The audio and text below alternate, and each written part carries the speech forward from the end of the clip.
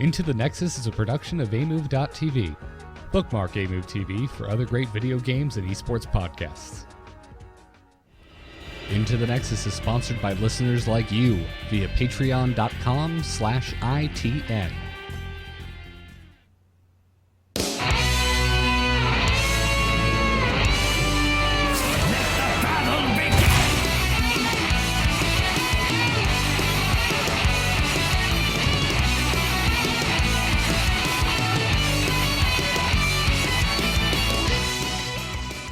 Welcome back, everyone, to Into the Nexus, the podcast all about Heroes of the Storm. I'm Garrett Weinzierl, he's Kyle Fergusson, and we've got a new patch, a new hero, new hype trailers, and all kinds of fun stuff to talk about today. How's the Nexus treating you, Kyle?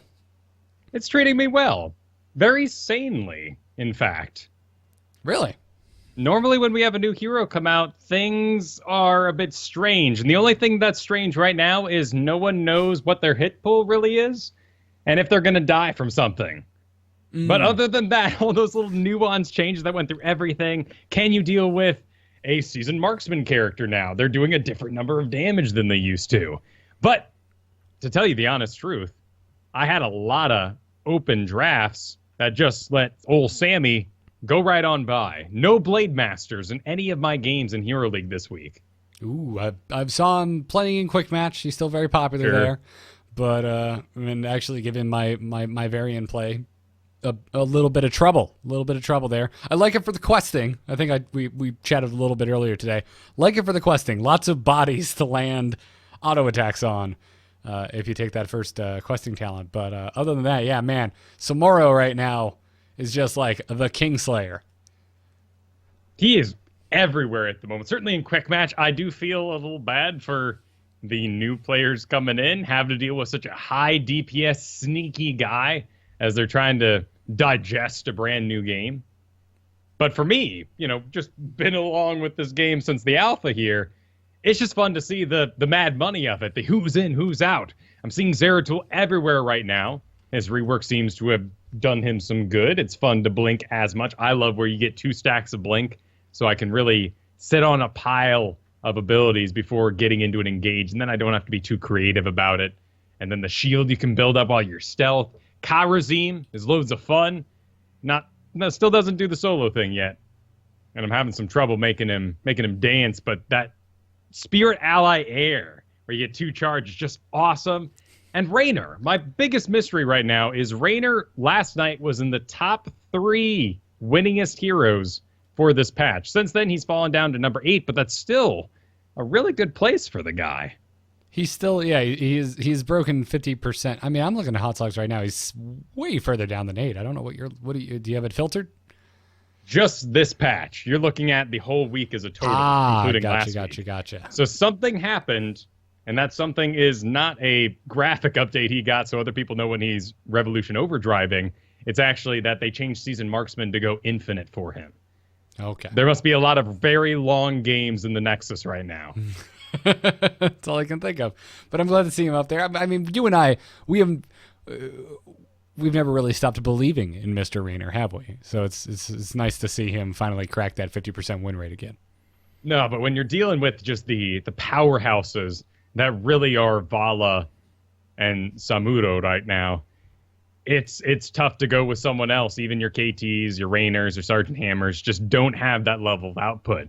In fact, when you're looking at that same group of numbers, just since Tuesday's patch, you're seeing Li Ming, Leoric, Muradin, Falstad, like all down in the bottom 15 with their friends Greymane, Rhaegar. What a weird world. It's very strange, right? Like that's the thing. Like you're looking at it, and it's like, no, these heroes, they're still great. They're still fine. They're still balanced. There's still plenty of times where you should be picking them in your draft. But yeah, if you look at the stats, they're a little bit lower than everything. And I just personally take that as a sign of that the game has reached a pretty well set equilibrium. I would say so. And what a healthy time. All the esports heroes, all the pub stompers are hanging out below 50%. Now, I think that's a lot to do with people going, yeah, esports, and running home and playing a bunch of Dahaka like I did this week and just being awful at him. Like Muradin is cited as the tank in the game sitting at 47% right now. I think some of us are helping even out the good players. I agree. I've been having fun in the Nexus. I've been having fun. All the Blizzard games right now are fantastic. It has been the post BlizzCon like actual in-game experience for just about every Blizzard game has been pretty darn phenomenal, especially considering what a quiet BlizzCon it was. And Heroes is no exception. This past Tuesday, the patch that dropped, the new hero, it's all really great. And we're going to dive more into that in our news section. But before we do that, I do want to remind all of our listeners out there that this show is brought to you by our wonderful patrons over at patreon.com/ITN. Huge thanks to all of those folks, including our producers, Declan H. and Cheesy Bob. Thank you, guys. And also, next week, if you typically tune in live, we are recording Into the Nexus at a special time because Thursday, when we usually do this show, is Thanksgiving for those of us here in the States. And Kyle and I will both be traveling, enjoying large dead birds with our loved ones. So we will be recording Into the Nexus on Wednesday next week, and way earlier than usual as well. We're going to be doing it at 3 p.m. Eastern Time because we're both going to be getting on the road that night. So make sure you tune in for that. And also, if you usually get this on the download, expect to see it on Wednesday. So with that in mind, Kyle, shall we move into news?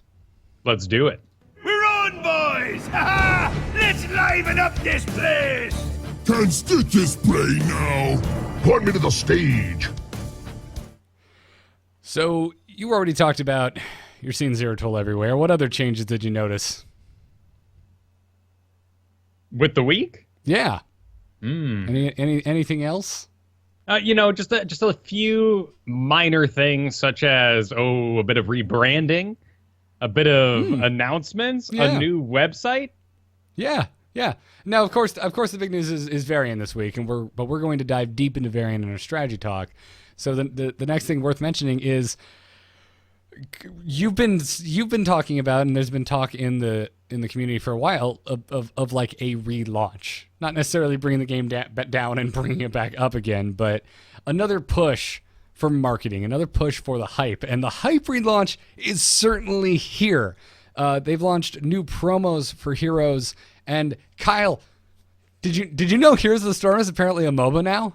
It apparently is no longer a hero brawler. They've decided to give themselves the title, but it's not like the ones you know.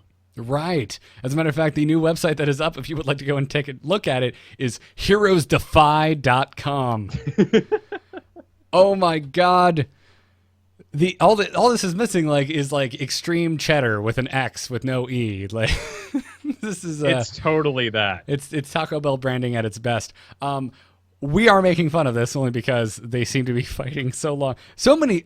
All right, first, there's been so many concessions, right? They refused to call it a MOBA forever. Now they're calling it a MOBA. They were fighting it with a Hero Brawler for the longest time. Also, have you noticed that they're actually using the abbreviation HOTS a lot? Yeah, I noticed it a lot. I noticed it a lot at BlizzCon. Like when we went up to go get our interview with John and Claudio. It didn't say Heroes interview rooms, it said HOTS interview rooms. And now I'm just standing here as that last guy who's like, it's Heroes, it's not HOTS. HOTS is Heart of the Swarm, being like, oh, even Blizzard has given up. You're the last one remembering that. Remember, we're on to DLC in StarCraft, which means this is the official home base. We're done with everything in the past. No, I agree. It's fine. But yeah, so heroesdefy.com, as absurd as that domain is, it is a very well put together site. Now, granted, I'm assuming if you're listening to this, you're probably not new to Heroes of the Storm. If you are, welcome to Into the Nexus. Hope you enjoy your stay. However, this website is clearly catering to bringing in new players, to kind of initiating newcomers to Heroes of the Storm and to the Nexus. And I got to say, it's a very well made site. And it's one of those things. How many times do we say it on the show? Why? Like, where was this before? Like, it's one of those things. Like, I'm surprised this wasn't already a thing. And I always typically say that is a sign that they're doing it right. Maybe not as quickly or as timely as they should have. Sure, but this is a great just coagulation of all the updates they've done to this game over the last 2 years. I was getting in this game just the other day, and it is quite beautiful, really. Some of those textures, some of those ground textures, they've gone down. You know, Cursed Hollow isn't as pretty as it once was, but it's clean. Everything moves so smooth right now. And the heroes are unique. I'm not sure why Varian's classified as medium. He maybe should be easy, except for all that multi-class stuff. But we have so many options now, so many different fantasies that people can live out. What a chance for this game to re-show itself out on the show floor. Now, we're still going to have to sit with the old legacies of 6.5 out of 10s on review sites. No one's really going to re-edit those, and we still have to combat the ridiculous amount of history that people have with Dota and League of Legends. But those walls don't seem as unbreakable as they were 6 months ago. No, I agree. And I don't even, man, like, honestly, and we have this discussion a lot off stream, right? The whole, where does Heroes fall in the pantheon of similar games? And you used the word battle in terms of what we're up against in terms of Dota and League of Legends, and that never really even crosses my mind. It seems like it's a fool's errand, right? Like, those games have been around forever, and we can make jokes all day long about how the games are pretty much ripping off Warcraft 3, but it doesn't matter, right? They were first they're first boots on the ground. They're very popular, and it's insane to think that you should be waging a war on their player numbers. I think Heroes of the Storm can stand on its own merits. It does stand on its own merits, and it doesn't need to be first place. But in a more serious sort of tone, this is extremely important. This is a big deal right now. This game was launched before it was ready, probably for very serious business reasons. They put too much work into it. It was time to make some of that back and see if it had legs. Now is sort of all right, we figured out our schedule. We know how the system works. We have 10 maps. We have enough heroes to advertise this game fully. Let's see what it can do. And I can tell you from my own experience that it's doing real good this week. And I'm talking account level 40 games. Quick Match, Hero League, all ridiculous in their own way. Lots of people coming back. Lots of people not quite sure of their positioning, how much health they have, how much that new character can do, how long that stun is. But that doesn't really matter. There are a lot of people taking the jump from the initial investment into becoming real fans of this game. And we saw that on Twitter and Twitch this week as people and Overwatchers took advantage of the new promotion to play with friends. Lots of them did an AI. There's a lot of people disappointed by that, particularly the big Twitch streamers that stopped by from their Overwatch just to grind out a quick Genji skin. But a lot of people did make the transition. The Nexus Challenge, I think, is doing a great job. I'm seeing tons of my Overwatch friends in Heroes right now, and even if they all don't, if it doesn't get their hooks in all of them, if one or two more of my friends who aren't into Heroes already get bitten by the bug, it's a success in my book. I'm just now to my friends out there listening, I'm not ready to play Hero League with you, but well, you gotta have barriers, and soon it'll be solo only, so you won't have to worry about that. Yeah, but let's quick match and unranked all you want. I'm down. Let's do it. I want that Genji skin too. That is a sweet skin, man. It's pretty nice. I haven't touched Overwatch in a very long time. Mm-hmm. It's in a good place. The recent update, again, this past Tuesday was great for like everybody. The Overwatch patch was just fan-flippin-tastic.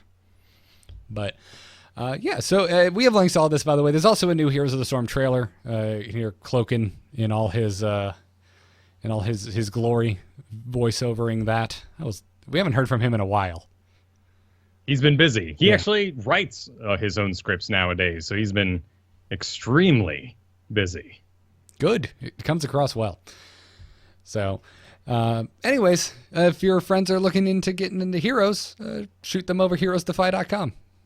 And maybe it's a good time for thing of Mountain Dew and Doritos, because that's all that domain makes me think of. The only thing, it is so that, isn't it? Oh my goodness. It's a bit Monster Energy for me. And the heroes they're giving away are, once again, a bit more of those pub stompy kind of guys. You got Kerrigan, you got Greymane, you got Li Ming. I am concerned about the transformation of that player base then heading into Hero League, going like, well, why isn't raw damage just winning the day now? I think I mentioned this on Overwatchers this past week because we got to, like on this show, how we got to talk about Overwatch a little bit. On that show, we got to talk about Heroes a little bit because of this promotion. And I was just scratching my head talking to Chanman and Patrick saying, guys, I don't get the heroes they're giving away. These are 5 of the highest skill cap heroes in the game. And you're baiting, I'm assuming, returning or new players with these heroes. And it's just, I don't want new players on Kerrigan. I don't want new players on Ariel. I think something like Li Ming, though, Ariel particularly, just shows how far their hero design has come.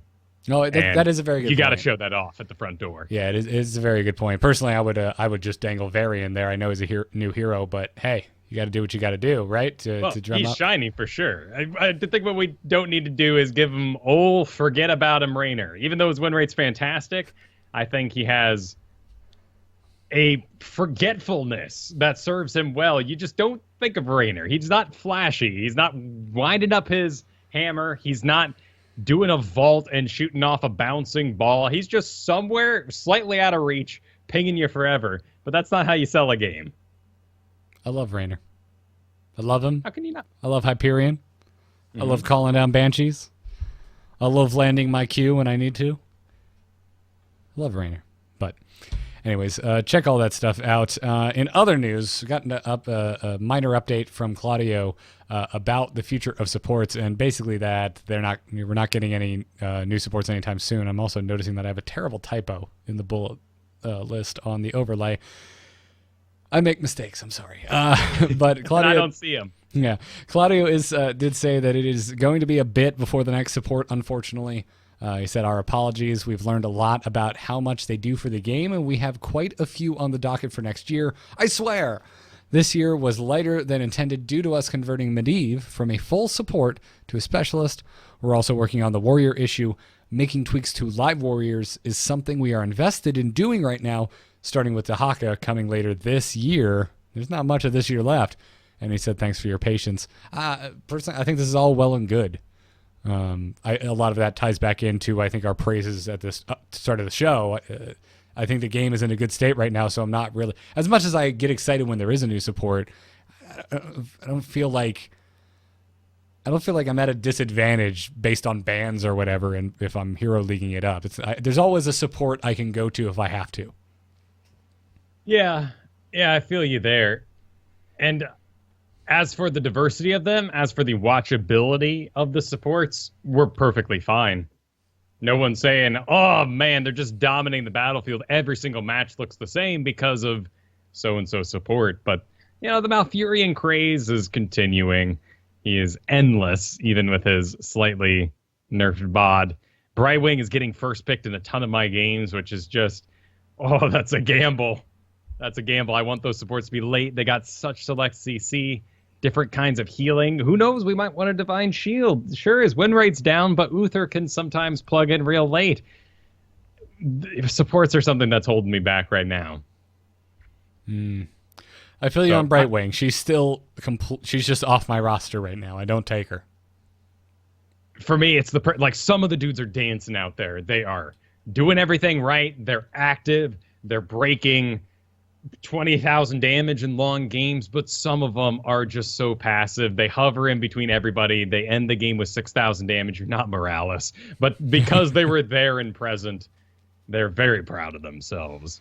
And they have the spare time to type. It's a trap to fall into with Brightwing, sadly. And there's traps on other heroes as well. It's not just Brightwing. Oh, yes. Not just. Oh, yes. But I do think it's worth mentioning because she is one of my favorite supports. But at the moment, it's just I just feel like I'm putting a bigger burden on myself than I need to if I'm going to support. Great win rate, though. So I'm excited for new supports in the future. I'm, of course, excited for more hybrid supports, too, because the Kharazim rework, I think, did a lot for the guy. He is up in win rate right now. But I think it just gave him a creativity and flow that the new Tyrael really has, and the new Zeratul also shows off. Yeah. Well, we also got some datamined info this week. This came via Redditor Ikdeath and also has made its way around all of the different Heroes fan sites. But it was a datamined Diablo and Tassadar rework. Now, take this all with a grain of salt, because I'm sure a lot of this will change by the time we end up seeing it in any official fashion. But, I mean, Diablo, there wasn't a ton of stuff data mined. There was a fearful presence talent, which reads activate to reduce enemy damage. Which is a big deal. Yes. Yes, and then 2 soul empowerment talents. 1 to activate to gain ability power per soul, and 1 to activate to gain 0.25% ability per soul you currently have for value in brackets seconds. So don't know how long, and requires a minimum of 50 souls. So getting you back on the Diablo train? The only thing that's got me back on the Diablo chain right now is Varian, because Varian pairs so well with just 1 more CC. And Diablo brings 2, maybe 3, depending on how you're going to spec him. And then in the late game, you can really do some stun juggling with that domination. So I'm still really excited to play Diablo again. I've played alongside some Diablos this week, which is really hard for me. I'm so fortunate. I'm so happy to be so in love with an obscure character that I don't have to watch him fail very often. Unless he's in my hands, and then I'm feeling the full weight of it. But watching an experienced Diablos have at my Diablo is a trying task. But I'm really excited about these changes. Both of us, right? Because Zagara, I've not been seeing much of anymore. So I kind of feel like I'm back in hipster Zagara land. Granted, I'm also not playing that much Zagara. But every now and then, when it calls for it, I get to, slip on those Zerg shoes, and they still fit, and they're very comfy. It's nice. It's a good time. This whole double warrior meta allows for a lot of different characters to really shine. There's also the option to do some double support meta right now.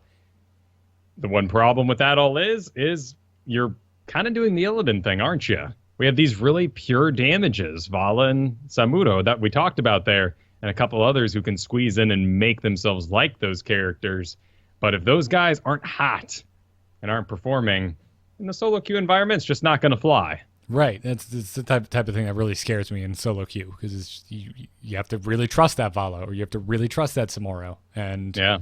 I'm sorry, I just don't all the time. I don't trust anyone until you prove yourself. That's human. Yeah. Good on you. Yeah. But I'm sure you're excited about some of these datamined Tassadar changes. Since there are many, and a lot of them are like, value unnamed, what ones excite you the most? Oh, there's some really cool stuff in here. I think one of the basic talents that really shows you where they're going with this is what looks like it's going to be a level 1 or a level 4 regeneration globe talent. It gives him an additional 100% mana, whatever that means. But after completing the quest, you increase your basic attack range. That's really cool. Yeah, and put that sort of in your mindset when we start looking at some of these other things. Something's going to lower the cooldown of your heroic ability. There's going to be an enhancement to having more frequent archons. Plasma Shield Generator allows you to shield all nearby allies in a single go. And then there's talents that increase the shield life leech on your targets that have a shield, making it sound like we're going to have Tassadar with a built-in life leech on his shield. That's just going to become passive. And then alongside that, you might even have the option to do something like Kala's Touch. When the shield is removed, expires, or is destroyed, that target gets resistance, 25% reduced damage, and movement speed. Which sounds really cool, right? I mean, you already are one of the few people I know that can make a support Tassadar work. So these on top of that, I will be significantly less afraid when I see a Tassadar trying to fill that support role. And I think they want to push him into the lanes of Kavrazim. And Tyranda's so built in our heads, and that Hunter's Mark is just such a unique ability that I feel like she's just in a hybrid league of her own. But Tassadar, if they can marry the damage output with the shields in this sort of like half Z Ariel, half spellcaster Nazebo kind of thing, particularly if he can cover a lane by himself, which is becoming a bigger issue with Cho'Galls, Abathurs, Moraleses. As we add more unique characters in the game, we have to have supports that can go and just hold a lane safely, just like we get to do with Johann in the early game. But that's something that maybe some of our other main tanks can't do as well, like ETC.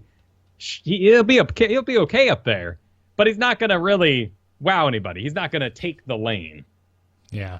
So did I hear you? I can't remember. Did I hear you say you've been playing a lot more Kerosene, or you've just been seeing a lot more Kerosene? Both. Okay. I mean, certainly seeing him a lot of places, almost entirely with 7-sided strike. So I think it really speaks to the experience of the player base. We don't have a lot of very dedicated Kerosene players. There's no one who's really going to be like, I'm a Kerosene main. And so 7-sided strike's just the easier. You know, it's your bail button. It breaks roots. It'll get you out of trouble, and then you'll suddenly appear somewhere else where people don't expect you, and you can use your teleport to get out and dodge all those CCs. So taking Tassadar down that direction, down that path, I'm assuming excites you, because you already like Tassadar. It does, and here's another talent that might interest you. Increase the damage dealt, who knows what kind of damage, after dimensional shift. Really? So, yeah, so something like that would allow for a Tassadar to be played in a very similar way to our 100 Fists Kerosene, where he's going to be real sticky. He's going to keep teleporting on you. He's going to you're chasing gain someone movement down. speed on his auto attacks. He's doing what I've been doing with Varian all week. Just Right, chasing people down, staying on top of them. Exactly. So if Tassadar can sort of weave through the enemy and appear in the back line and have some sort of increased damage for when he pops out, he can very much play in a sort of stealthy gank style that could be very exciting. I think you bring up Varian here as, you know, one of these fast, sticky warriors. I think my biggest concern for the whole game right now is if it wasn't for Varian's talent diversity, he would 100% be easy. And I think we need more easy point-and-click heroes in this game. I think we need more give that guy a poison. Let's silence that guy. Just sort of sprinkled. Not one dude who has them all, of course. Just sort of sprinkled throughout. Which makes you kind of land on dudes like Sonya. Sonya does what Varian does, but you got to land a hook shot. You got to get to 10 before you have leap. You got to cast a spell to get increased movement speed in the first place, and that costs you Fury, which costs you DPS if you're going to do like a whirlwind to catch up and then transform out of it. You're going to need that Fury again to get a seismic slam, whereas Varian's just going. I hadn't even considered that. You're right. Sonya now. Thank you, Kyle. Now all I can think of is Sonya is old and busted, and Varian is new hotness. Well played. Have you done a boss at 10 as Varian with the Fury build? I have not, but I can see how it's very possible. It goes. It is very safe, too. I mean, you have yourself your parries. You're going to get yourself out of there in a nice amount of time with plenty of health left over. And that boss will be going towards your enemies. And Sonya does have to wait until higher levels. And then you think of someone like Zeratul, even with his rework. He's, you know, is Shadow Assault even slightly sexy anymore? Basic attacks cause him to, what, stick to them? You mean like Varian does anyway? Yeah, but right. I mean, there's a balance. Yeah, I mean, the whole kit, you're invisible all the time. You're blinking all over the place. It's not the same. It's not the same. Right. You're not picking Zeratul for the same reason you are picking Varian. Exactly. Yeah, everyone can It's see not a Varian perfect coming equation. a mile away. Sonya, however, I think Sonya is a much more apt comparison, right? Sonya is somewhere where we can point and we can say, hey, look, maybe you need to readdress some of these older heroes in light of this new hero that has arrived.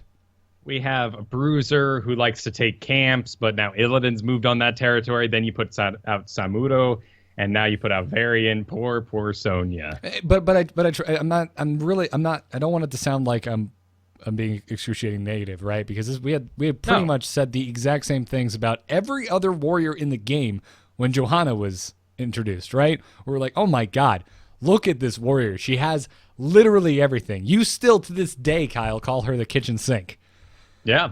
Which I don't even really understand because my kitchen sink has nothing. It doesn't even have a garbage disposal. It has a faucet and a place to break dishes because it's porcelain. That is it. But getting away from that. Everything and the kitchen sink. Yeah, like, everything and comes the kitchen included. sink. Yeah, but you don't drop in the everything and the. You just say, yeah, she's the kitchen sink, and it's like That's true. I Maybe know I where need to. Yeah, I just like making fun of you, but this is what I'm saying. I'm using Johanna as my example of I trust Team One, right? Because they really didn't nerf Johanna. Yes, there's been tweaks, but she's pretty much the same that she always was. She's still filling the same role. She still has strong wave clear. She can still blind. She can still take a beating like nobody else's business. But as the time has gone on, they have tweaked the other warriors. More warriors have been added, and it's absolutely fine. We still have warrior diversity, and I don't think Varian is going to come in and completely, steal the show from everyone else. Definitely over the course of time, I think Team One will do what is right. When you think of the sort of forgotten heroes right now, who pops in your mind? Because something like this, a Diablo update, a Tassadar update, all people that we're all kind of getting itchy about, but haven't quite reached a fever pitch. Is there anyone you feel like is just being left in the dust? Not off the top of my head. I don't have an answer for you. I mean, I think it's Sonya. Like, if you want to have a stark contrast, like I don't know when I would pick Sonya at this point over Varian. That for me is a Nubarak. Yeah, you're right. And honestly, yeah, well, now you got me thinking Frost Bros.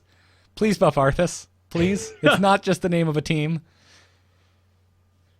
If only Arthas was buffed, they could have taken the whole tournament. They could have. But, yeah, I mean, I don't know, anyone else pop into your head? No, not at all. And that's amazing. That's amazing. That's the only one I really land at. I'm sure there's people out there who are thinking of their own old favorites that have not been able to resurgence. Not one that I've ever played or had any interest in, but Stitches, I would say, might also make that list for me. He just seems so old and crusty, and not just because he literally looks crusty. He is a bit gross, but he got a talent rework rather recently. Then again, that may have been back when Anubarak was getting his too. But I think you can take some comfort in that Sonya is still sitting in a ton of regular talent. She's got focus attack. She's got follow through, a normal, boring spell shield. Those are going to be gone soon enough. No, right. Like her day is coming, right? I think Sonya and Diablo, I think, they're the ones probably the most due. I would love to see Arthas get a rework. If I'm looking at hot slugs, he's doing fine. He's middle of the pack. But he's so, he's musty. If I walked up to Heroes of the Storm Arthas, I would assume he would smell like mothballs. The update's coming, though. The visual update. They said at BlizzCon. Around the corner. I am excited about that. But if he plays the same, I'm only so excited about that. Just don't make him stop when he does a death coil, and we're all good to go in my book. That would be a lovely, lovely change. He's already immobile enough. Yep. He doesn't need a herc in the middle of his jerk. That sounds terrible. Anyways, moving on from that. Before we move into our strategy segment and dive into 3 of the most popular builds for Varian, they're probably based around the correlating World of Warcraft builds. Let's thank our patrons supporting us over at patreon.com/ITN. This episode, we wanted to thank Cal D, Sean B, Joel B, Mitchell MD, not a doctor, like middle initial M, last initial D. Good name, though. Steve M, Joseph G, Lynx, and Tyler W. Thank you so much for supporting Into the Nexus, like we said last week. Always nice having the support, especially when we're bouncing back from expensive travel like BlizzCon. Really appreciate it. Now, let's move into this week's strategy discussion. Choose a talent. Choose a talent. Talent? Ah, that seems generous. Yeah, no clue what that means. Well, we're talking Varian, Kyle. As we mentioned, we've been pretty mum on the latest hero to come to the Nexus. And, I mean, we talked a lot last week about his talents. We talked a lot in our BlizzCon interview and also last episode about just how nuts it is and kind of how surprising that we never thought we would see a WoW hero that would have 3 unique specs. Because now that he's here, it seems really obvious. Oh, that level 10, the sound. You know the one I'm talking about. The level up noise they play. Yep. Just at 10, though. It's a special moment. It really is. And this is a special hero, Kyle. I know I said last week that I ran to go play Ragnaros and avoided Varian. Then when I played Varian on the PTR last week, I was blown away. But now that I've actually played a couple games against actual human beings as Varian, dude, I love this hero.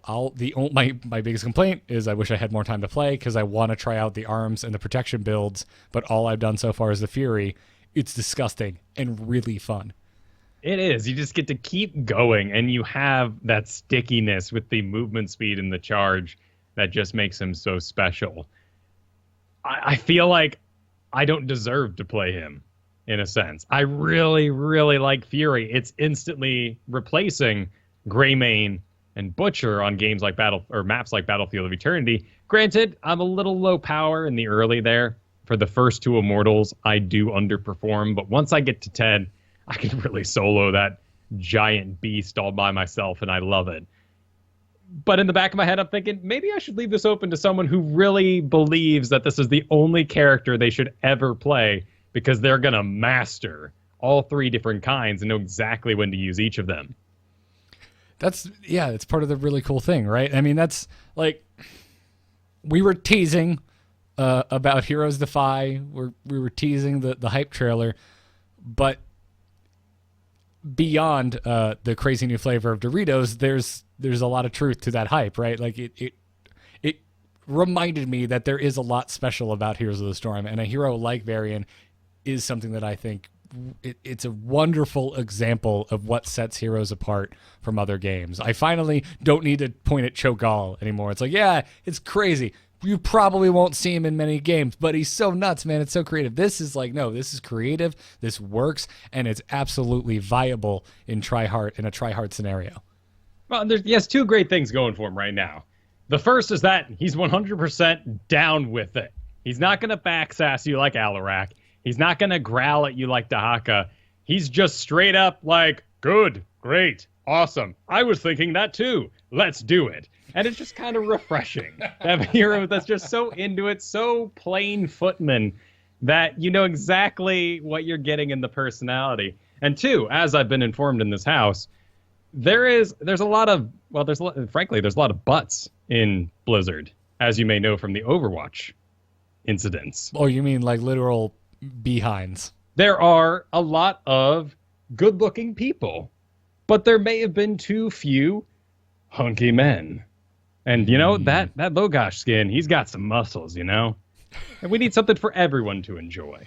Yeah, I mean, we've got shirtless Tychus, but I wouldn't say that's a very attractive look. Who am I to say? You might be into that, but no. I think with that sort of the beer belly, muscle thickness, proudly roided up sort of thing going on, I don't know if he's making the posters. Yeah.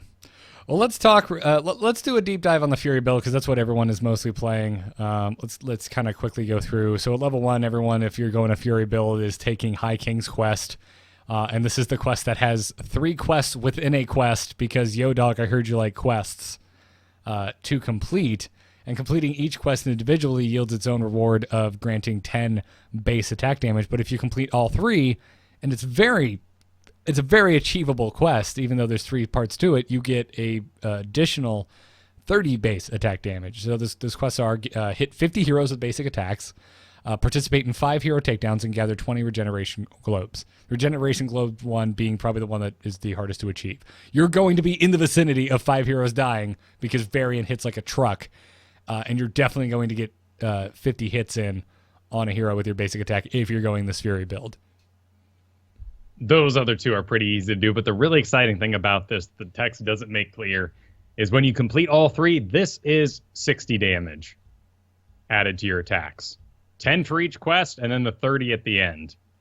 And this is the obvious pickup for an attack speed build, because if you're going to be attacking fast, you want to be attacking with more damage with those hits. Yeah, and if you haven't been playing him, if you haven't bought him yet because you're waiting for the sale, or if you just haven't been playing him because you want shorter queues, he attacks fast. It's real fast, and that movement speed he gets in the background is what allows him to just stay on it. Practice your stutter stepping, move towards your target, be aware that you only have increased movement speed for 2 seconds. So while you're chasing somebody, you may have to do a stutter step and randomly hit that little minion that's in lane to reinitiate your movement speed. So this is not hero specific. You get that movement speed no matter what you hit. But probably not, because your charge will come off cooldown and you just charge them again. And if at level 4 you take Warbringer, you will stun them, and then you can walk in front of them and body block them easily because you have increased movement speed. Dear God, Kyle, he really does have everything in the kitchen sink, and we're on level 4's talent. I am so happy to hear you say that, man. What? Body blocking like that. Good on you. Damn. What an age to be in. It's so easy with Varian. It is. My God, even if they get past you, it doesn't matter. It's too late. You've done too much damage. They're going to die. It's the first thing you should be thinking about as a warrior every single time you land a CC. Diablo, ETC, they make it easy because with ETC, you're just going to slide through them. Guess what? Body block achieved. Yes. Diablo, you're going to pick them up, put them on the other side. Body block achieved. But always get your stun, move to the front, and he does make it so stupid easy. And Warbringer not only adds a full 1 second stun, but reduces the cooldown by 10 seconds, giving it a 6-second cooldown, which is just absolutely nuts. But we'll talk about in the tank build why it's up against Shield Wall. Yeah. Yeah. I mean, Shield Wall is great. It's obviously something you need for, if you're going to be tanking. But we're not here to talk about that. We're here to talk about killing people. His 13, his 7, his 16, and even his 20 are all pretty darn situational. But if you're going for attack speed, you're probably just going to take second wind. Each basic attack heals you up. Mm-hmm. It's very good. That special sauce. The self-heal is ridiculous. And when you're below 50% health, you get an additional bonus to the heal. It's absurd. His self-sustain is out of this world. This is what I thought playing Artanis would be like. And instead I found it in Varian. Artanis, I'm really excited for the change, of course, but he'll be able to dash and use his Warp Prism at the same time. But you're right, this is another sort of weird old man look back at Artanis as we go, wow, Artanis really can't hold on to his target very well. They almost have to stay in range and make the mistake. Yeah, in order to take that much damage out of Artanis. Yeah, I mean, I know this is healing, not shielding, but, if you take second wind, when you get that bonus to heal when you're below 50% health, it's that tasty target. It's that trick that Artanis has as well. You've seen Artanis going down, you're like, yeah, I'm going to wail on him. Oh, crap, shield. And you're going to make the same mistake, and many people I've seen make this mistake this week of, Varian's going down real fast, and then he hits that 50%, that increased healing kicks in, you get a couple lucky parries, and you've gotten a double kill. It's Butcher's brand, but it lasts forever. I was playing some Butcher this week. I actually discovered that while you're inside the Terror and you have those big old cleave attacks, everything's still dropping meat. So I've started in Hero League taking Butcher on Garden of Terror and then making sure I'm the one to always ride the Terror. So as I destroy the lane minions, I'm completing my quest. It was a really powerful discovery for me this week, and I've really been enjoying him. But Butcher's brand has a duration. And you have to hit heroes to increase the duration of it. You can't solo a boss because it only increases the Butcher's brand duration if you're hitting a hero. It doesn't work on mercenaries. Yeah. And so once again, I come back to Varian and I go, Varian, you're crazy. You're so powerful. Yeah. Then, of course, at 10, obviously, if you're going the Fury build, you go with Twin Blades of Fury. This is the thing that gives you that 30% movement speed increase for 2 seconds when you land a basic attack. They also, when you land that basic attack, reduce Heroic Strike's cooldown by 9 seconds. And then on top of that, you get your attack speed increase and your basic attack damage reduction. When you're looking at 13, these are all going to be your banners. And for the Fury build, you can do whatever the heck your team needs. I haven't found a lot of use for Banner of Dalaran because spellcasters are a squirrely bunch, and they don't normally stay in designated boxes. Yeah, I've been taking Banner of Ironforge every game just because my goal with Varian is to take engagements I probably shouldn't, and the increased healing of 50%, parry, that all plays towards that, and Banner of Ironforge is just one more thing to make me go, yeah, you want to fight? Okay, let's do this. You're going to regret it. The banner also has very, very low attack priority, and in fact, I've found that even if it's the only thing on the field I'm running by, my character will ignore it till I actually right-click. Mm-hmm. So it lives for quite a while, and even then maybe takes 1 or 2 hits out of your support to kill it. Yeah. And then 16, as you said, it's pretty situational for pub stomping. I've been taking Juggernaut. Please excuse my terminology, Kyle. It's okay.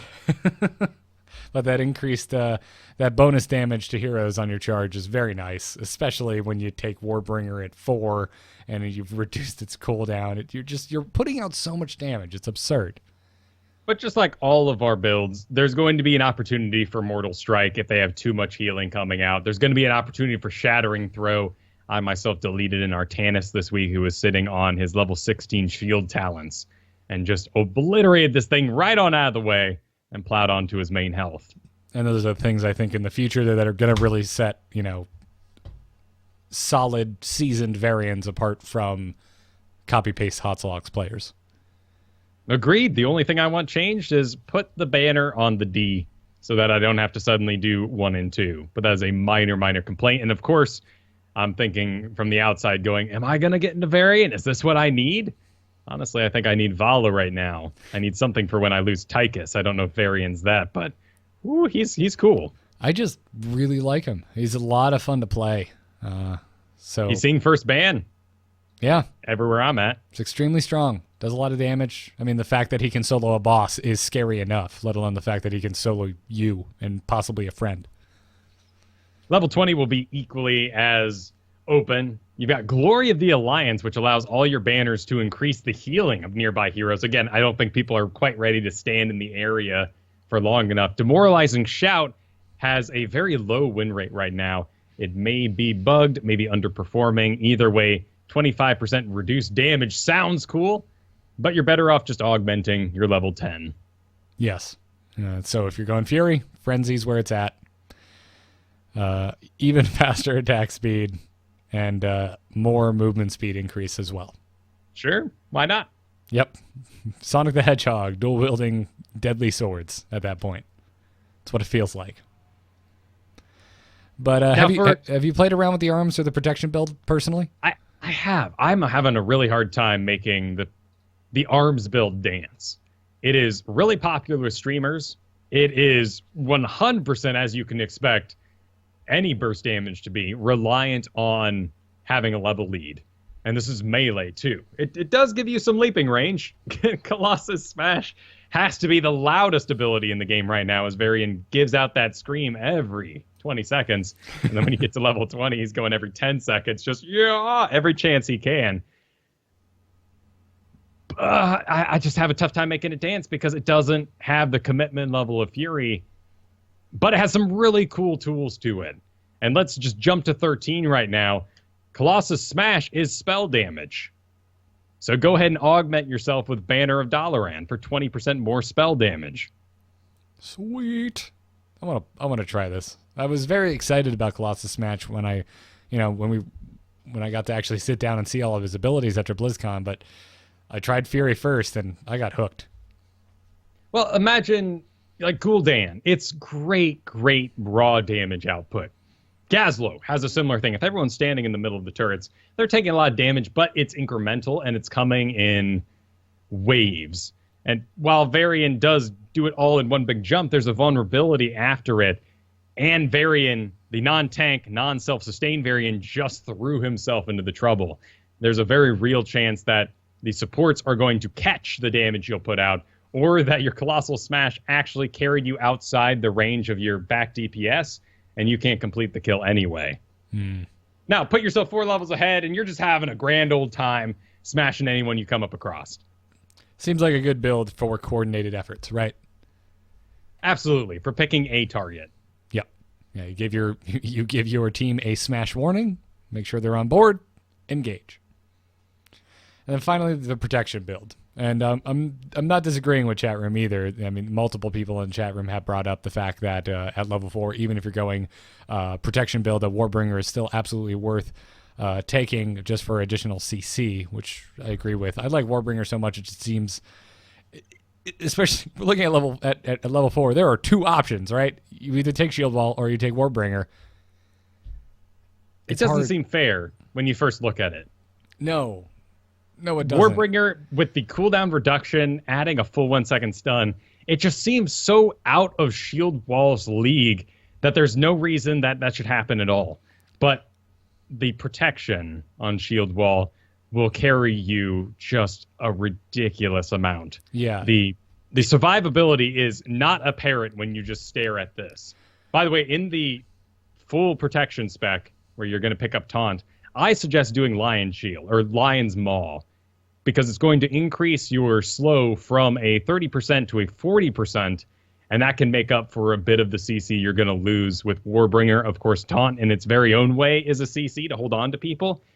And here's a thought, too, that I actually saw a lot of errors done in this week. Sometimes you already have enough CC. It doesn't happen often. Right. That's a good point, right? And that's why you should be flexible on your talent choices. You shouldn't just be copying and pasting. Take into account what your comp is. It's probably one of the bigger mistakes I see right now in the majority of drafts below Platinum. Lots of people have gathered up their thoughts. They've listened to the show. They've said, okay, I believe you. I'm going to get really good at Vol. I'm going to get really good at Greymane. These super carry characters, Li Ming. But they don't stop and think, do I actually have enough CC on this team to complete a kill? Is my tank going to grab? And do I have CC outside the tank? Is the support Ariel that requires walls? But once you have one or two, you can skip the charge, particularly if you're going to go protection, and make sure you get the actual taunt on a good character that's not going to destroy you. And that's the next big step. But let's talk about 7 here. Yeah. So at 7, Live by the Sword, which increases the duration of parry by 20%. And if you block at least 2 basic attacks, these are from heroes, not from minions, with a single parry, its cooldown is reduced by 3 seconds. That's ridiculous. Have you tried this against the lock-on hero like Vala or like Raynor? Or I have. Don't do it. Don't? Your Vala, Raynor, Samuto, they are tank destroyers, and particularly Samuto. Once you get him on you, he's going to walk up to you, and you're going to be like, I got this. You're going to pop your parry, and you're going to block the beginning of his attacks. Then he splits in 3, and you're like, I still got this. And there's going to be 3 of them on you, just wailing, and you just protect through it all. And you didn't even maybe even take your level 4 shield wall talent. You're just feeling awesome. But guess what? Now it ends. The duration was so short. Now you're surrounded by Samuro, who has the cheapest attacks. They cost him nothing, no mana, and you're just going to die completely with no resistance. Yeah, you don't have an escape as Varian. You have movement for days if you're trying to get yourself into trouble. You have none if you're trying to get yourself out of trouble. No, you just have to walk, particularly in the protection spec. Vala's going to do the exact same thing. You're going to think you're real cool. You're going to be blocking all her attacks, but guess what? During that time, she's building those stacks. She's coming up. I don't actually know if she doesn't deal damage, if she still gets the stack. I'll have to find that out this week. But either way, she just keeps on plowing. Yeah. But there are those characters that are outside the few who Varian absolutely 100% destroys with a taunt. Some of them you have to wait for 10, like Tychus. Tychus is going to be really good against Varian. Come around to 20, though, he's going to have a bit of a struggle. I have found, though, that Varian is the quintessential Tracer destroyer. Because you have a parry that lasts almost the exact length of her reload. So you're going to block it at the core time. She's going to come out of it. You're going to have another one ready. And she can't use any spells when she's taunted. And making Tracer stand still for any amount of time means a dead Tracer. That's yeah, to stun to that, 1 second stun, taunt her. You've just controlled her for 2.5 seconds, basically. You have another 40% slow behind that. And you really do decent enough damage, even at 10, to kill that Tracer. Okay. So now you've got me thinking of this is probably not helpful information right now, but in the near future, when Varian is no longer a first ban, when should you actually be drafting Varian? Is he too good at damage dealing that he's just gonna if he is available, he is just going to get picked up, and you can just assume he's going to be an assassin? Or is there a world where you see Tracer picked up, and we get later into the ban and we take Varian as a reaction to a hero like Tracer, and he's actually going to be the tank for the group and not one of the assassins? It's pretty easy to deduce for yourself. Just think about what you're tanking. Mm-hmm. And is that at its most efficient while you are standing still and being auto-attacked by it. We just talked about Sammy and Vala, two dudes that if you taunt them, probably won't care too much. They'll get away when it's over, or they'll just burn your face down. But you go ahead and taunt yourself a Brightwing who's trying to teleport out, or stopping them from using a Polymorph. You go ahead and taunt yourself a Lily, who is now, from being attacked, moving too fast for anyone else to really hold on to. So you deliver the 1 second stun into it, and then hold on to it for the additional 1.25. You're going to have a great time. You got Nova, you got Zeratul, all these sort of characters that want to get away quickly. You're going to have an awesome time in 2. And okay. I think he really does have a place against people like maybe Kael'thas, like Li Ming, Shield Wall. You have to try it. I know. We're all sitting around. We're all hearing the pros say, that's a CC. You can't pass on that. I am fully aware. But you need to get in there. And you need to blow some people's minds. And we've all been there. We've all killed the early game Arthas and said, man, Arthas stinks. And then at level 16, we're all going, what's with Arthas? He just keeps coming. I hate this guy. Varian has that very same thing. Until level 4, people will be wailing on you. And if they think they can kill a tank, they will absolutely kill a tank, because our sexiest characters right now are really, really squishy. And when the tank goes down, when Muradin dies, we all felt that moment. When Johanna dies 2 minutes in, and you're all going, what sort of damage did they draft, and how are we even going to make it through this? No, you're right. Well, very cool. Hopefully we gave you some ideas out there. Obviously, playing around with your builds on your, to your heart's content. You don't have a whole lot of options at level 4.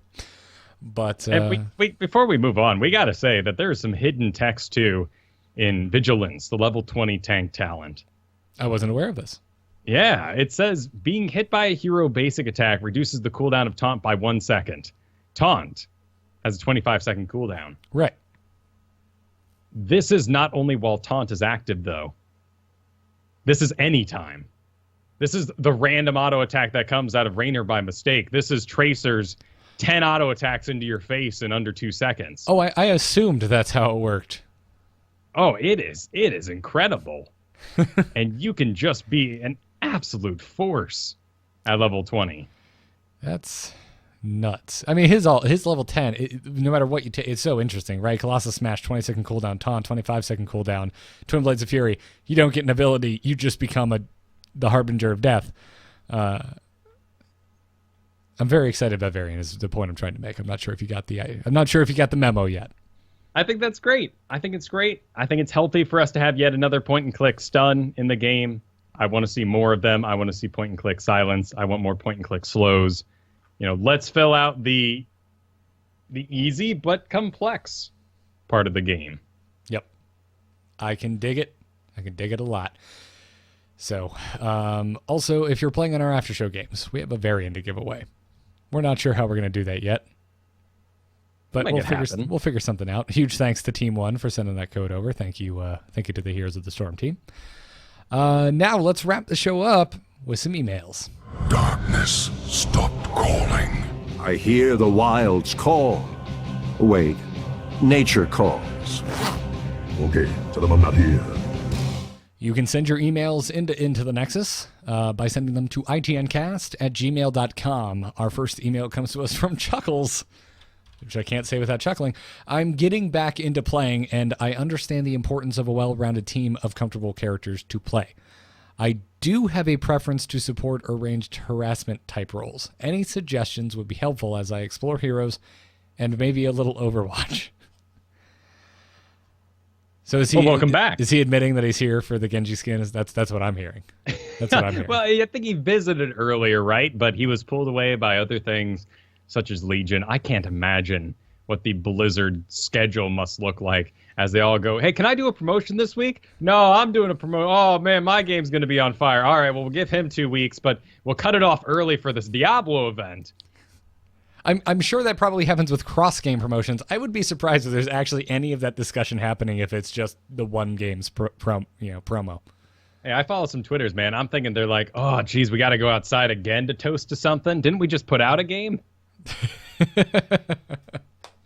Yeah. Okay. So Chuckles is trying to. We call this the hero stable frequently. I every now and then you might hear me refer to it as your hero's garage.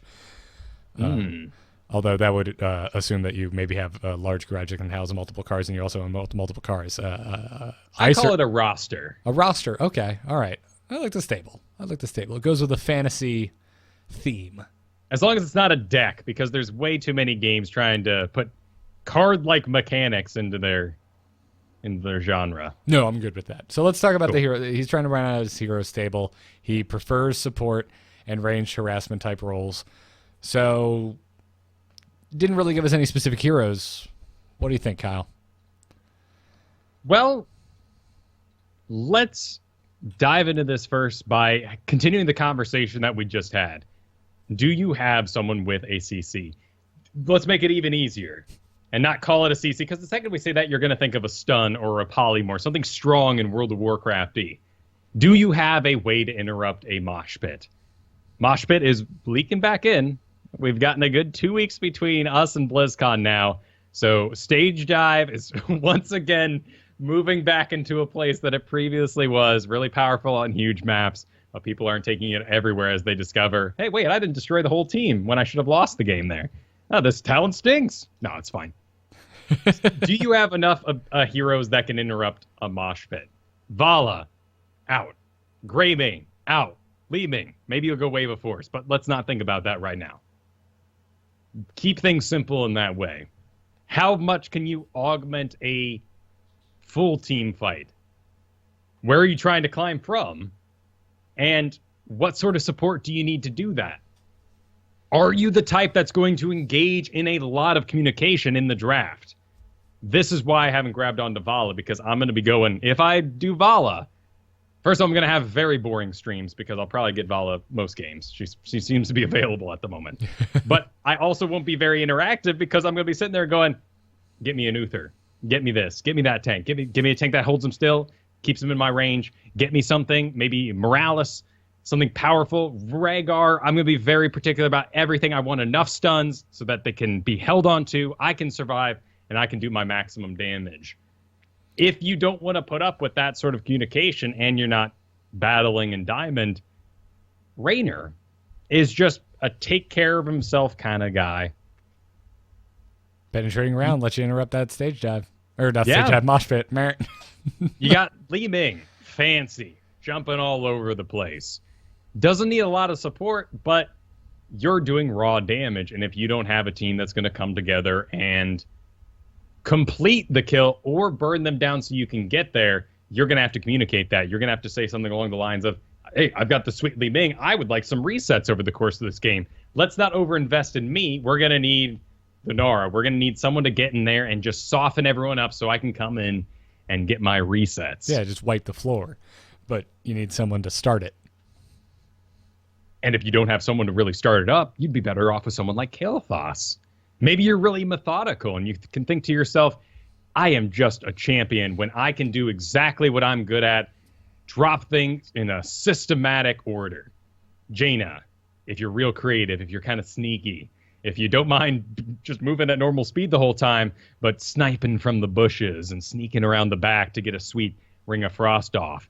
Or maybe you're more of a long-range artillery kind of guy who still has that religious personality where you want to do things very methodically, and Chromie could be your best way there. Play to your strengths, but realize if you're going to do almost all those guys I just mentioned outside of KT and Raynor, you're going to have to communicate and make sure someone's making up for the openings that you're leaving. Right, absolutely. KT, Raynor, they bring their own displacement and or stuns in the case of Kael'thas. And Raynor, even if you spec into it, not as long-lasting as Kael'thas's, but they're significantly more self-sufficient. That is the sort of thought process you want to have when going through your own roster when you're thinking about damage. The next thing you really have to consider is your own tilt. And think about what sort of things are really going to bum you out. Here's a thought. You're Gul'dan, and you've got Tracer, Tassadar, and Sylvanas on your team. And guess what? Gul'dan has no movement speed abilities of any kind. And you may find yourself in a comp like that with your Muradin going down, and you are just a big, slow, dumb orc. And you just get dogpiled. while everyone else flits away, leaving you dead.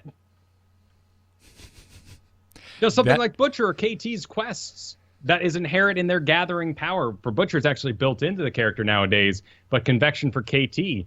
Does losing your quest in the first 5 minutes of the game throw you out of it? And it's worth saying, all right, when you really get to the crux of what I'm about and helping people get better at this game, I want you very first to play it like D&D. I want you to think to yourself, who is my character? And why am I so in love with the fantasy of them? And what can I bring to the battlefield so that you practice? And there is no substitute for practice in this game. Yeah, it's just like anything. Playing a musical instrument, you're not going to be good. You playing this for your friends? Yeah, it's fun with them. But you got to play it for yourself, too. So if you want to be good. Yeah, I think that's, if anyone, there's one thing to take away from everything you just said, is that you're not giving any concrete answers. You didn't just tell them 9 heroes to just favorite and move on. And I agree with you. I think we've given this analogy before to getting our friends in the World of Warcraft all the way back when. If you force them to play a role that you need for your raid, it's a very good chance they're not going to enjoy it. But if you tell them this is the game, if you show them the classes, you explain to them the fantasy of the classes and say, pick the one that appeals to you the most and go have a good time, they're probably going to be hooked. And the same thing goes for heroes for all the reasons you just said, Kyle. And hey, it's easy. We don't have to make this up. It's Super Smash Bros. Blizzard mode. As they said, BlizzCon the game. If you're getting into this game in the first place, you probably already know somebody in this list that you're really into. Yeah, absolutely. And obviously, if you corner me and say, hey, what ones do you think are worth your time and other ones you should avoid entirely, I'm going to have answers for you. But I don't think it's necessarily helpful in this case. It sounds like you're, just getting back to it. And I think you should be focused on having a good time first and foremost. But always be aware of those crucial steps when you're thinking about your team comp. And even if you're playing quick match, realize that you need to change how you're playing. I just did a replay review. I'm going to use this as an example of a Sonya. And in this game, we all have our panics. We all have the things we do when we get scared.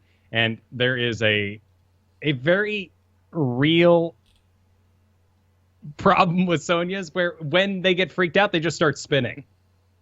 And it's not always the right thing to do. No. No, it isn't. And it does get you out of a lot of sticky situations, though. Let's be honest.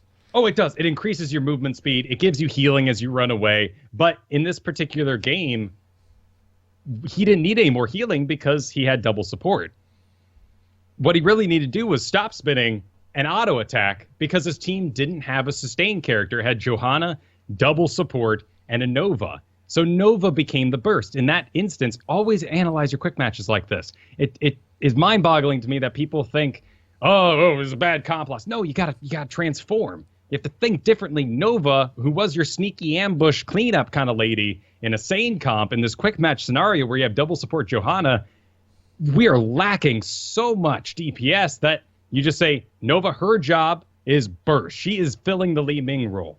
Now, as the Sonya, I have become the sustained DPS. I need to think like Val. I need to think like Raynor. I need to plant my feet. I need to wail. I have War Paint that heals me while I do it, so I can just commit. And now you're playing to the strengths of that character. You're going to skip your later talents that everybody takes. I'm going to hurt somebody out there. Skip Nerves of Steel. Skip Ignore Pain, because that's not your job here. You got Johanna. Yep. It's like the number of quick matches I've gotten into with Raynor where I go, I guess I'm the tank. Yeah, it happens all the time. And you're going to take Give Me More. Yeah. You're going to play a little different. You may do some of the really cool talents you have throughout there. Like, Fight or Flight's a good one. Relentless Leader. That's why I love Raynor so much in quick match. Yep. It's fantastic. So welcome back, Chuggles. Enjoy your time. Will wrote in and said, hey guys, question for the show. I want to be a better warrior. I've played 3,500 games, and a third of those are as warrior. What are some advanced tips that can take my warrior play to the next level? Well, we already said one of them earlier. Learn to body block. Mm-hmm. Become gorgeously, beautifully amazing with it. It is the first thing you should do after any CC, and it's probably one thing that the majority of people are forgetting. It is such a huge part of your kit. And if you have movement speed but no CC, you still got to do it.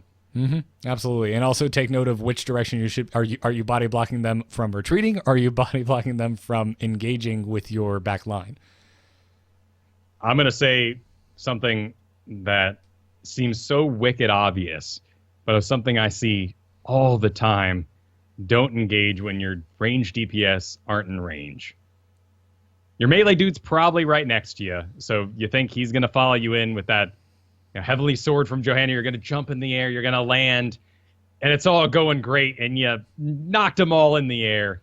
But Malfurion just got back from the well, and Li Ming is still walking from her core res. It's all I want to do is bring in more World of Warcraft analogies. This is like tanking your pickup 5-man and just chain pulling while your healer is at like 26 mana. No wonder I burned through food so fast in that game, because I'm always just trying to take a bite every time. Geez, some of these heroic guys. Luckily, I don't have to do heroics anymore, but whew, they go fast. But it's the same. Hopefully you played WoW, so that analogy worked for you. If it didn't, I apologize for even bringing it in. But no, you're absolutely, as a tank, you're conducting the orchestra, and you need to respect that role. By all means, there will be times you get on teams, many times where the other players on your team will not respect that role, and they will try and conduct it themselves, and you'll be yelling at your screen, "Oh God, Vala, why are you engaging?" Not a whole lot you can do in that scenario, but you can stop yourself from engaging when you shouldn't be, and that's the number one thing that causes me tilt when I see Muradins on my team. They love to just jump on in, and I find that Muradin naturally brings a lot of World of Warcraft tanks to him. I mean, he's very, let's charge, let's put out these reductions. I've got a self-heal, I've got an avatar form, we pop everything, and then they go, how did I die? This isn't how World of Warcraft works. I jump in, I last at least 30 seconds, even if the healer's too busy drinking, and things go pretty well. But that kind of works into my next point. Make sure you're kiting. And you need to be against these high damage Valas, Samuros, Butchers, Varians, people who lock onto you and get some sort of buff when they do. You have to be walking backwards. Think about your minion lane walking towards you. And you got your 3 little warriors in the front, your wizard, and the archers in the back. You have no lane minions, so you walk straight into that, and they concave against you. Now all the archers are in range, and those 3 little knights in front have surrounded you. You are taking maximum DPS by moving still. But if you stutter-stepped backwards, if you kited along with it, even with melee, you're making sure only one of those guys at a time is able to get off an auto attack. And that's really important. I'm really bad about that, by the way. We all walk into it, and I'm not saying you have to do this all the time. That's insane. Positioning well around a objective or boss. Let's say you're on Sky Temple, that big old boss pit, and you're on the left side, your whole team, and the enemy's on the right side. Regardless of what should be happening in the game, the tank from the left side should be on the right side of the boss, so that as the enemy sweeps in, he'll be the first one to receive their blows and maybe actually hold them off from taking the point with their superior CC. But if the whole enemy's team is dead, I don't care. And if you're just soaking a lane because you're checking talents on your tab screen, seeing the damage, who you should support best, if you're looking at the objective, if you're fall stat and you're looking at where you're going to fly, I don't care if you take a little lane minion damage. Speaking of that, I think depending on your hero and depending on your heroic, whether you should be the one engaging with your heroic or not too is another big thing to know, and that takes either A, communication with your team, or just keeping an eye on their own heroic cooldowns. What heroics do they have? Do other people on your team have heroics that would be considered engages? And just decide who's going to be throwing it out so that you don't mosh pit and then the Sunder comes in and knocks them out of your mosh pit. That is a very complicated conversation to have. Yes, but you actually bring up a very interesting example there. You're talking about sundering with Thrall. And Thrall recently had a bit of a nerf and a slight buff, as it were. He got a little reworked. Sundering stun is down. It is way down. It has been slowly nerfed over the last couple of patches, over the last year, it seems, as they've taken the stun out of it. No, it's now down to 1 second. And now with this most recent patch, it was previously, wasn't it a full 2 seconds at one point, or just 1.5? Either way, really powerful long stun. Now very much decreased. Earthquake, on the other hand, has had a slight amount of damage, very small amount of damage added to its pulses, but this allows you to activate Frostwolf Resilience. So now you can think dynamically about someone like Thrall, and this is a great example of where your choices can come in. Are you getting surrounded? Is Samuro coming in with all these illusions that would give you extra ticks on Earthquake? Are the enemies just jumping in on you? Or are they at a distance and you need to close that distance with a stun? Also, and you can consider really wombos. dynamically think about these two as two completely separate ways to control the battlefield and regenerate health. Mm-hmm. I also like considering Earthquake now as part of a wombo. Do you have Gravo Bomb? Do you have Mosh Pit on your team? Consider taking Earthquake. That's another step to it, too, because Earthquakes or Sundering is going to push people out of the center. If you're running Gravity Bomb, which pulls people into the center, Sundering is going to ruin that. Gul'dan and Mosh Pits do not mix. Because Horrify throws everyone away, Mosh Pit keeps everyone together. Yeah. Now we have gotten a little off track talking warriors, but nonetheless. Other than that, I don't know. I mean, part of that, who's going to initiate with a heroic or whatever it may be. I mean, that comes down to something you talk about all the time, Kyle, which is your body language. Which is another tough thing, which is absolutely why working from radio shows, I went into streaming, because this is a very difficult conversation to have without real-time evidence. But your straight motions, your decisiveness, particularly as a warrior, is going to be what sets the tone and makes those engagements. Exactly like our heroic runs I was just talking about. That tank, and not everyone's loaded in yet, but he's going. All right, I know what it's going to be like for this whole Maw of Souls. Yes, absolutely. And I think ETC is probably the most egregious example of this, right? We can all tell just by looking at an ETC when he wants to mosh, right? Yes. It's almost like watching if you're a cat owner watching the butt wiggle before they pounce. Like, you can just tell by looking at it what's about to happen. But this exists for other tanks as well. You should be able to tell. Like, you can be bold enough as a Johanna if you're going in to engage with a shield, if you're even taking shield anymore. But you should go watch Winning is Boring.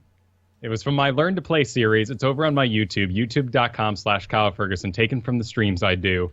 This is where I watched extremely exciting games from the winner's perspective at BlizzCon, such as the Hook Medivh Dahaka combo we saw. Awesome on Towers of Doom. It cost him how many abilities to get a single kill? Guess what the enemy team was doing the whole time? Hiding.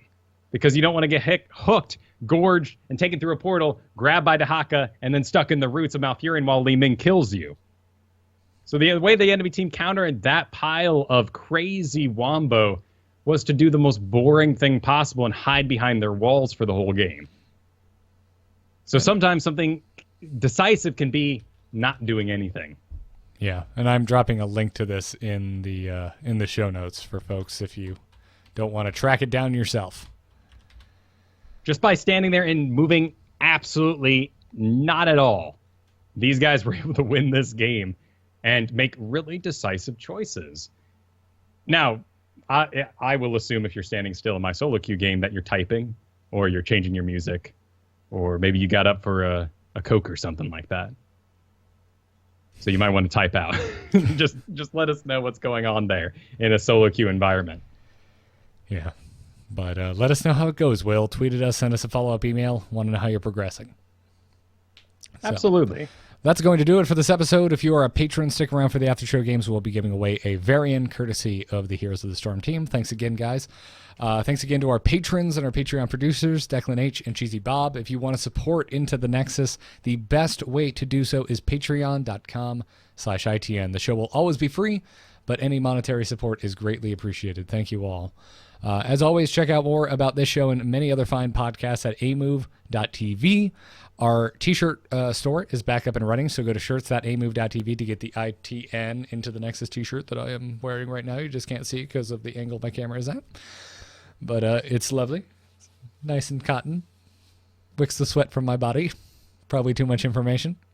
Shirts.amove.tv. Enjoy. We're usually live Thursday nights at 8 p.m. Eastern, but next week we are doing it on Wednesday at 3 p.m. Eastern time on twitch.tv/AMoveTV so that we can enjoy Thanksgiving. Follow us on Twitter at ITNcast, and big thanks to Brian Griffith and Gorath for our outro and intro music. Don't know why I transposed the names and the order that the music generally plays. Kyle, where can folks find you?